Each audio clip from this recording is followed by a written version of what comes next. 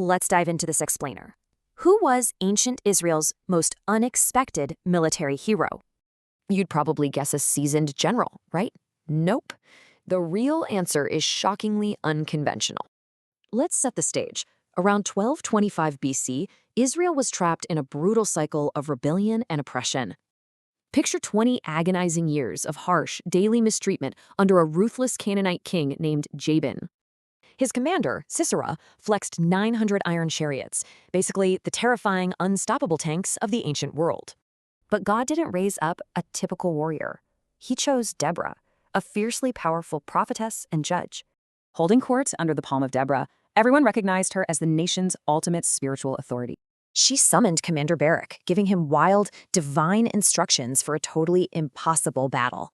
Terrified of those iron chariots, Barak literally refused to fight unless Deborah marched right there with him. This condition changed everything. Deborah prophesied that because of his hesitation, the final glory wouldn't be his. Still, Deborah boldly agreed. She marched straight into the absolute war zone with Barak and 10,000 troops.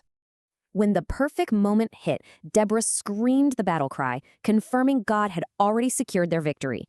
The enemy was utterly routed.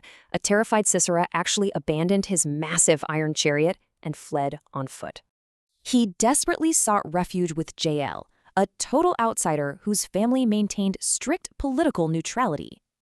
Lulled into a false sense of security with warm milk and a cozy blanket, Sisera passed out fast. Then, Jael made her move.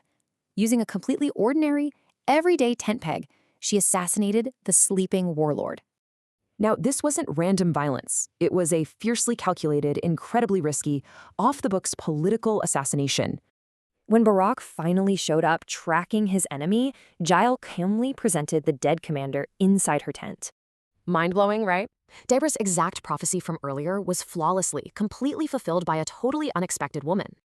This proves God completely ignores cultural norms, using totally unexpected people for massive, history-altering wins. Think about Deborah. She modeled true servant leadership, guiding with absolute authority without demanding the glory. And Jael proved that ordinary, everyday tools in willing hands can literally alter an entire nation's fate. So, what's your takeaway? Where are you being called to act courageously with the simple tools you have?